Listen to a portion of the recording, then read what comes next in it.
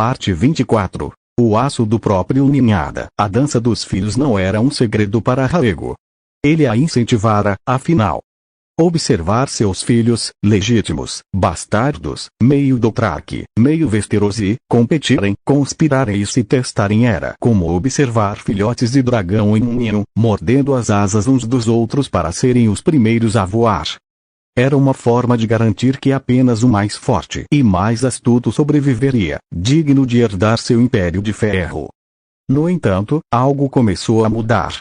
A competição deixou de ser sobre habilidades equestres ou força com o Arak. Tornou-se venenosa. Drogo, o mais velho, foi encontrado com um cavalo morto, envenenado, e todos os dedos apontavam para Maegor, cujo sorriso era muito satisfeito. Balerion, filho de Eliasante, foi surrado quase até a morte por um grupo de escaravelhos de ferro, os bastardos fanáticos, em um beco dos estábulos. A investigação revelou que Aegon, o Quieto, murmurara algo sobre limpar a ninhada de sangue fraco no ouvido de um capitão dos escaravelhos. Foi Visenya, a filha pálida de Sansa, quem trouxe a evidência mais sinistra. Ela, que observava tudo com seus olhos azul-gelo, apresentou-se silenciosamente aos aposentos de Raego e colocou sobre sua mesa um pequeno sapato de criança. Era do mais novo de seus meio-irmãos, um garotinho de 4 anos, filho de uma das Khaleesi Dothraki. O sapato estava manchado de uma substância pegajosa e doce, um mel raro envenenado com beladona, e escapara ratos, mas mortal para uma criança que a lambesse. Eles não estão mais tentando se tornar o mais forte, pai, Visenya disse, sua voz um sopro gélido. Eles estão tentando ser o único. Naquela noite, Raego convocou todos os seus filhos legítimos, os que tinham idade para entender, para o Salão do Tronos de Ferro. O salão estava vazio, exceto por seus guardas pessoais e pela figura acorrentada de Cersei, um espectro silencioso no canto.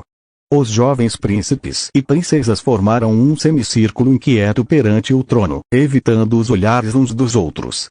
Raego não se levantou.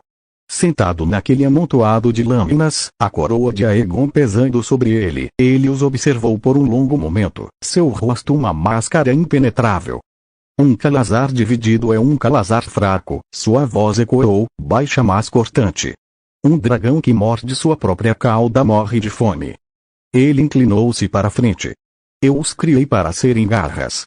Para serem dentes. Para serem aço. Mas o aço que vira contra seu próprio punho corta a mão que o empunha. Seu olhar passou por cada um deles. Drogo, que tentava parecer impassível. Maegor, cujo olhar era desafiador. Aegon, que parecia analisar a situação. Balerion, com ódio nos olhos. Vhagar, com medo. Visenya, friamente avaliadora. Aerys, impaciente. Ouvir falar de veneno, Raego continuou. De cavalos mortos. De espancamentos nas sombras. De iscas para crianças.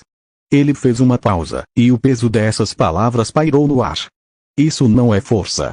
É fraqueza. É o medo de enfrentar o desafio abertamente. É o que os homens de pedra fazem, não os Dothraki. Não os dragões. Ele finalmente se levantou, sua figura impondo silêncio. Portanto, ouçam a nova lei. A lei do sangue único. A dança dos filhos termina. Agora. Ele apontou para o chão, entre eles e o trono. Não mais conspirações. Não mais venenos. Não mais ataques nas sombras. Se um de vocês tiver uma disputa com outro, vocês a resolvem aqui.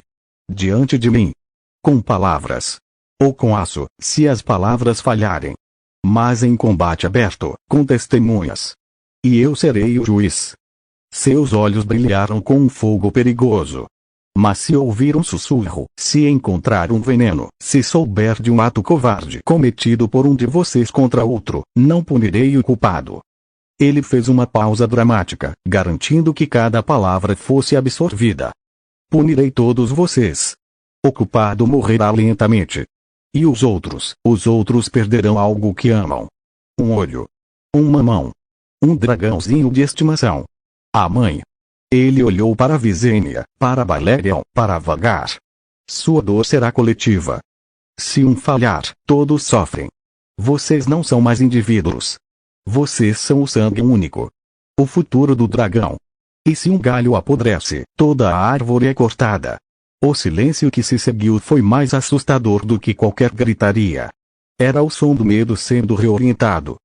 A rivalidade entre eles não desapareceu, ela se aprofundou, transformada em um ódio ainda mais intenso, mas agora contido, sufocado pelo medo de uma punição que cairia sobre todos. Rhaego sentou-se novamente. Agora, saiam. E lembrem-se, o fogo do dragão queima os inimigos. Não a si mesmo. Nossa dinastia não luta entre si. Ou ela não será dinastia nenhuma. Será apenas cinza. Os filhos se retiraram em silêncio, seus olhares evitando-se, a nova lei pesando sobre eles como uma coroa de espinhos. A partir daquele dia, a corte testemunhou uma mudança estranha. Os príncipes e princesas passaram a ser politicamente corteses uns com os outros, em público. Mas o ódio e a desconfiança eram palpáveis, fervilhando logo abaixo da superfície, contidos apenas pelo terror de desencadear a ira coletiva do pai. Rhaego, o deus da guerra, havia aplicado sua lógica implacável à sua própria família. Ele forçara uma paz armada, um cessar-fogo tenso entre seus herdeiros. Mas ao fazê-lo, ele não extinguira o fogo da discórdia.